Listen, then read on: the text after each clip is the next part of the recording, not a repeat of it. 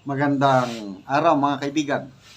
Ito, nakakabahalang balita tungkol sa kagamitan ng COMELEC na nakatago sa isang private residence.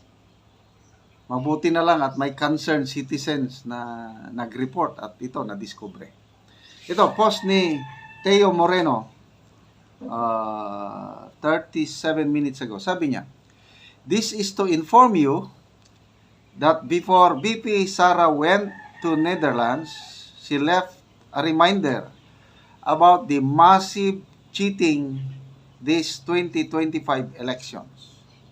Today, Davao authorities, through the report of a concerned citizen, found COMELEC paraphernalias in a private property.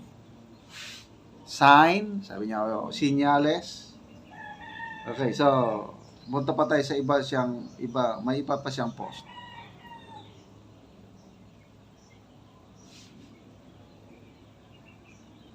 Ito, Teo Moreno, "You cannot place COMELEC paraphernalia in a private property, even temporarily. That's prohibited." Okay, sinare niya ang post ng EDSA Davao. Sabi, ang post ng EDSA Davao, "Look, a concerned citizen reports to Buhangin Police Station an alleged presence of COMELEC paraphernalia in a residence at Santol Street, Purok Santo Niño, Dumanlas, Buhangin, Davao City. According to the owner of the residence, the contents of the boxes were allegedly solar panels and Wi-Fi transmission equipment from COMELEC Manila, intended for distribution to various barangays in the Davao region." Bakit mo ideposito ang kagamitan sa election sa isang private residence? Grabe, no? Bakit? Wala bang COMELEC office sa Davao? Nako, nakakatakot man ito. Magbasa tayo sa mga comments. MG Drapesa, "Sir Teo Moreno, na ako'y GPM about COMELEC shit." Neneng Ibona, "May we have a clean election. Let the voice of the people be heard, praying for COMELEC chairman to keep the election transparent." Love M. Meneses, "Garcia needs to be terminated." Dandre Dulay, "Massive cheating is coming. Nakakagalit, pero not surprising knowing what this admin is capable." Aisa Makatangay, "This is not just unethical, it's a direct attack on democracy unless na hindi tayo democratic country." Okay? So, mayroon pang ibang post ni Teo Moreno, ha?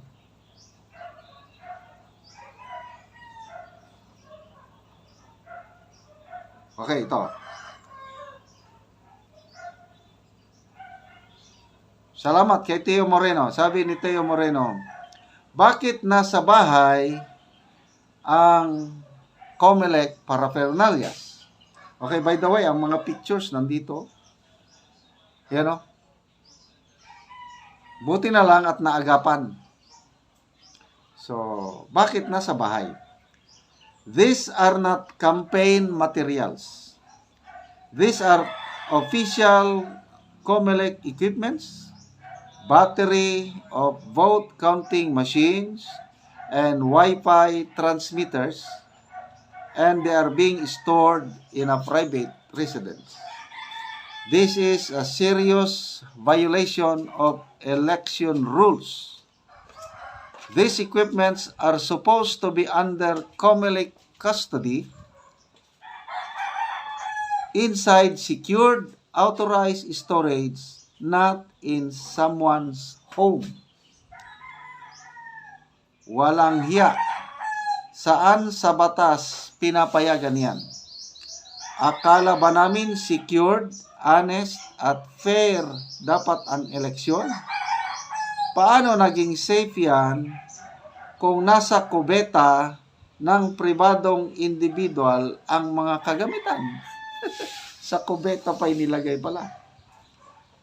Who gave permission to this?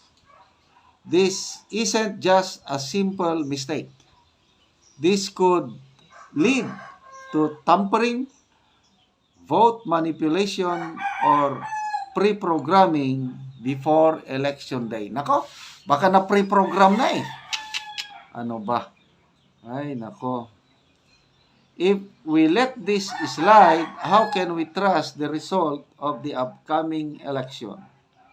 COMELEC, we demand answers now. Okay, so hintayin po natin ang sagot ng COMELEC. Okay, magbasa lang tayo sa mga ano. Ulitin natin, pasalamat tayo sa concerned citizen at yung mga barangay officials na umaksyon plus of course police.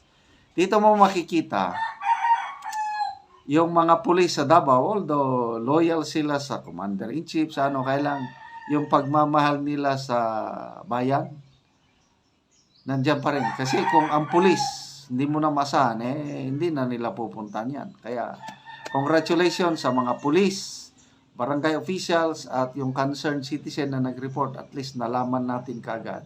At hihintayin natin ang sagot ng COMELEC. Okay.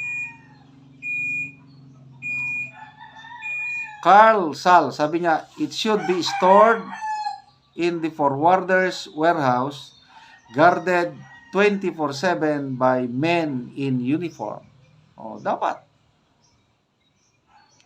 I worked in the forwarding industry and we once catered to COMELEC.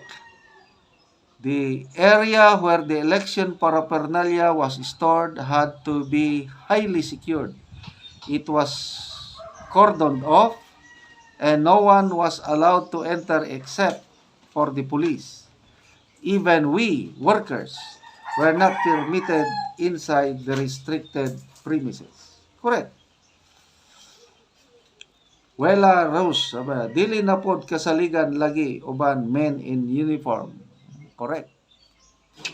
So, magdasal na lang po tayo na huwag silang gagawa ng hukus-pukus sa eleksyon. Sayang lang ang straight vote natin ng PDP laban kung matatalo lang tayo sa counting machines. Okay, mga kaibigan, salamat sa inyong pag-subaybay sa ating channel. Nakakatulong kayo ng malaki sa tribong Talaandig ng Bukidnon. Ang sweldo natin sa channel na ito is tinutulong sa kanila. Namimigay tayo ng yero at pako para ma-repair ang sira-sirang bahay ng tribo. Panoorin nyo ang video na ito. Karon mo na niyang natagaan o gero.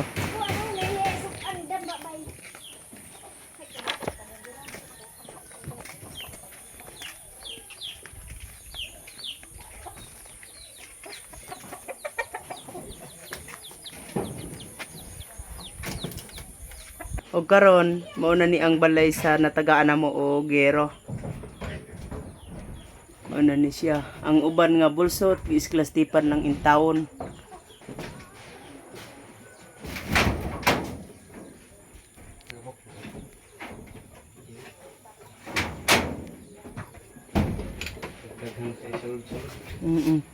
Pila na dai ni katuig nga inyong balay? 6 years na rin day. 6 years. So karon unsa inyong maistorya nga abot ng inyong sen? Mawala na ni karon ang inyong atop nga bulsot na, makabalay na mo karon og bag-o. Unsa inyong maistorya? Unang-una, salamat sa Ginoo og ang nagtan-aw sa YouTube nga natagaan nami og sen og maayuhan na gini among balay nga buslot. Aron di na mo matuluan. Pila na din ni katuig ang inyong balay? 6 years. 6 years na katuig. So, dugay-dugay na. O, mga dako na ang bulsot. Kung mag-ulan, asa man mo matulog? Di ra sa kuan, di ra sa kilid. Di Sa ra. ulan na planggana ang kuan. O, salod ng planggana. So, gahapon, kusog nga ulan, sumuunan niyang nasalod. Nga tubig. Awas na uban. Ang awas ng uban. Lagi ba? So karon maayo naman ni kay natagaan naman mo gero lansang Paco Plincent. So maayo na ni karon ang inyong balay. Makaatop naman mo. Karon di na gini karon tuluan. Oo, sige. Salamat. Salamat po sa vlogger nga nagatag. Oo. Hopefully, Oo. magpadayon ang imong suporta para daghan pa kag matabangan. Pareha sa amo Hopefully nga po tulong nga kanang mayo imong panglawas permanente para daghan po maka dawat sa imong hinabang. Thank you. Oo, sige, salamat.